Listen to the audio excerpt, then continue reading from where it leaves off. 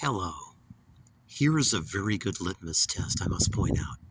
Let's suppose a person goes to church on Sunday morning. What do they do on Sunday afternoon? What do they do on Monday? What are they thinking about? What are their other interests? Boils down to this. What or whom is first place in your life? If Christ Jesus is first place in your life, how much better can you do than that? If you're thinking about Him, minute after minute, day after day, in the night, and not about other things, that's good. For example, let's suppose you like sports, then you might like a team. Admittedly, once in my life, it was radio stars I liked. Okay, I may have liked 100 of them or more. See, someone or something else can be first place in your life. But if it's Christ, it's the best way you can go. Now, I admit, a lot of my life I thought, well, you know what? If Christ is first place in my life, then I have to forego fun and all of that. Yeah, you do. You give yourself to Him. You present your body a living sacrifice to Him. But that's just it. Then you're thinking about eternity more than you're thinking about this present life. And on top of that, He'll guide this present life better than you could guide it if you were to push Jesus aside and say, well, I don't really need you. I want to do it the way I want to do it.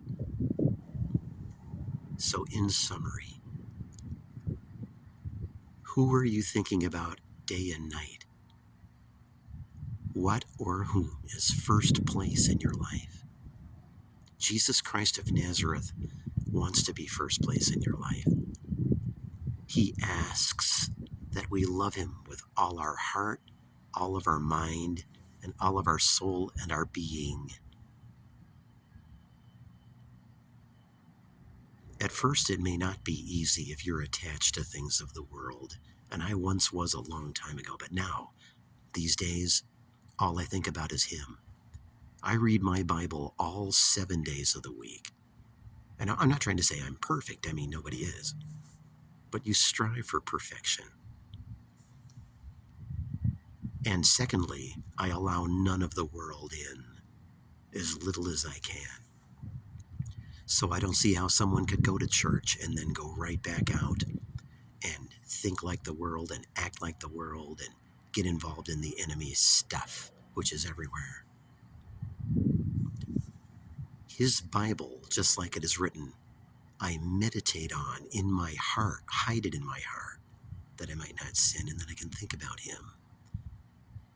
When church lets out on Sunday morning, I like to, if I go, which I don't even always go, I like to keep on thinking about God, keep on walking with Him. I don't want to go back to the world. I mean, it's one thing to want to go because you're hungry and want to have lunch or something like that, but I want to keep my thoughts upon Him. I want to learn more and more what His Bible means with every passing day. I want to know it from cover to cover, and I want to walk in His ways. But remember, people, in closing, what is God looking at? Not an outward appearance. He's looking at the heart. How much do you love Him? It's as simple as that. Right? He knows if you love Him. He knows if you're thinking about Him and seeking Him. Yes, He knows the difference. And I'm telling you, in closing, thinking about Him is as good as it gets. It's better than thinking about anything else you can think about. All right, in this world, anyway. Aside from that, you need Him to take you to heaven. He wants you to think about Him every day and every night. He doesn't want you to put it off and wait and think, I'll worry about this when I'm older and I think I'm going to die or something. No, He wants us every minute of every day. He wants as much of us as He can get. And I want as much of Him, of God and of Jesus, as I can get. I want Him inside of my heart and soul and mind.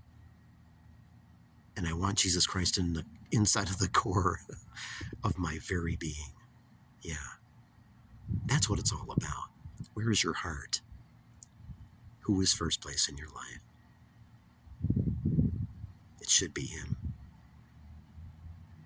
I'll see you the next time, and until then, may Jesus richly bless.